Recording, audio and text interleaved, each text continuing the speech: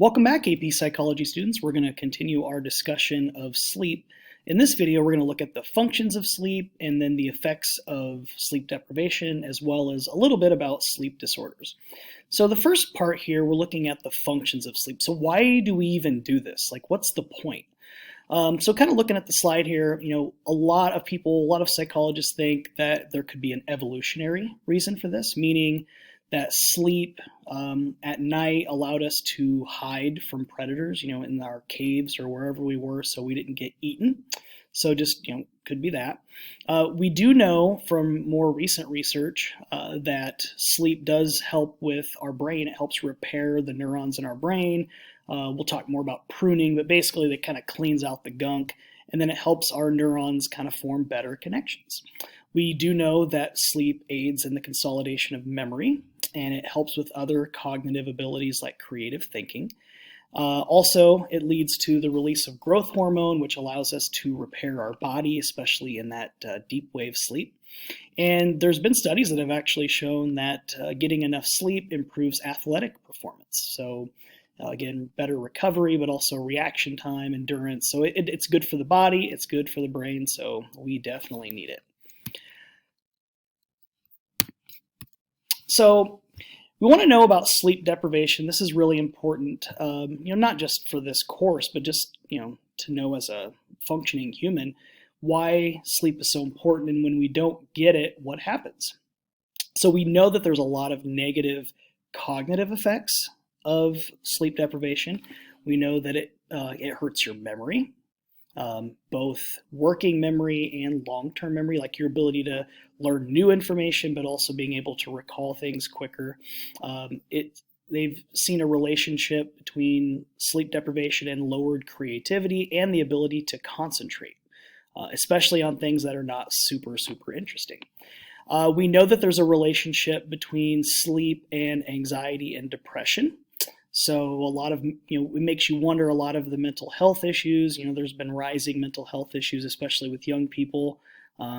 Is sleep one of the culprits for that? Because we do know that teenagers, on average, sleep about 2 hours less per night than they did 50 years ago. That's pretty alarming. So is that playing a role in mental health problems? And then, negative physical effects. It hurts your immune system, so you're going to get sick more. You age prematurely, so you get those wrinkles. Obesity. Maybe you didn't know this, but not getting enough sleep actually it causes you to gain weight. It alters those hormones that we talked about earlier in the units with hunger and weight gain. It makes you crave carbohydrates more. Higher risk of accidents. So your inability to concentrate, you might have more of a likelihood of getting into a car accident or just any kind of accident. So definitely you don't want to be sleep deprived. And we'll talk more about this in class with things like school start times, like what should we do? This slide here is just kind of for fun, but the big thing I would take away is that a lot of what determines how much sleep you need is genetic.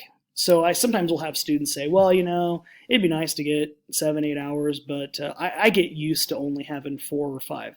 The research doesn't back that. The research basically says it's mostly genetic. You need what you need.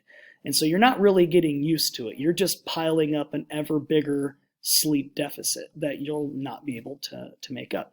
That being said, there are some people out there that do not need nearly as much. And, they talk a little bit in class about, it's called the Da Vinci sleep cycle. Apparently, Leonardo da Vinci tried this where he would sleep 15 minutes and then he would be up for 4 hours. And he would do 15 minutes of sleep, up for 4 hours, 15 minutes of sleep, up for 4 hours. Some people have tried this and they've had good results. Some people have tried this and gotten very sick. So, yeah, not very good. Side note on sleep deprivation, the world record for staying up, the most time continuous that someone has stayed up late or stayed up without going to sleep is 11 days, 264 hours. The name was Randy Gardner. He did this back in the 1960s.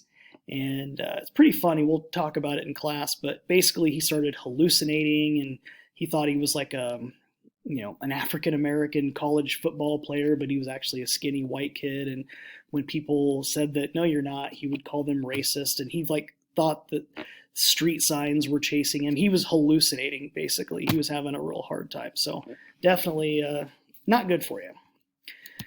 A little bit about sleep disorders, not a major focus of the AP test, but some of these you probably know. Insomnia is the inability to fall asleep or the inability to stay asleep. The big thing here, look at things like your caffeine intake. Are you working out too late at night? Because sometimes that can cause insomnia. Eating too late at night. Obviously, stress, anxiety, depression can contribute to insomnia as well. Medicines can sometimes help, but a lot of times they're not really the long-term solution. They might be able to help you for a little while, but you want to try to adjust your sleep schedule more permanently and find a schedule that works for you. And some people just have a harder time sleeping than others. Narcolepsy is kind of like an uncontrollable, like you'll be sitting there and then you just get super, super tired. And in extreme cases, you might just fall asleep uncontrollably. Kind of depends on the severity of it. This can be treated with medicine, fortunately, at least in some cases. But this would be definitely a bad one to have a severe case of if you wanted to be able to drive or do those kind of things. Sleep apnea is a condition where the person stops breathing while they sleep. And this can happen numerous, like even hundreds of times per night. Generally, what predicts this is being overweight, or some people just have really big necks. Like I need to probably get a sleep study, but as my dad had sleep apnea, but having a real big neck, like having that extra weight when you lay down can kind of push on your windpipe and sometimes inhibit your ability to breathe. And so this has a lot of negative effects. Obviously, I mean, in extreme cases, you quit breathing and then you never start. But it can hurt like your testosterone levels, hormone levels. You feel tired all the time. You're not getting that quality deep sleep because you're waking yourself up every time that you stop breathing. Night terrors, these are mainly young children have these up until about the age of 7 or 8.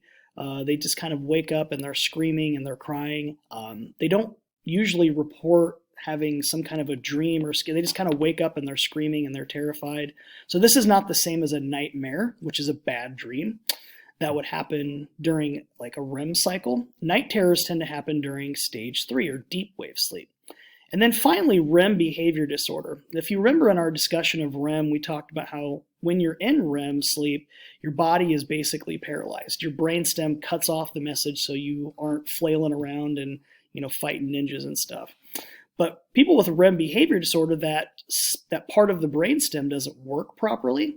So they are actually moving around and punching and kicking while they're in a REM cycle. So this can obviously have some, negative effects. People get up and they don't even, they're in a REM cycle and they might punch their spouse or, they kick a hole in the wall or whatever. So this can be, really problematic. A lot of these, though, you can treat this with medication as well. So today we talked about the functions of sleep, why do we do it, and then we talked about sleep deprivation and what happens when you don't get enough sleep, and then a little bit about sleep disorders. So this is a good foundation of what to know, and we can always talk more in class. Thanks, guys.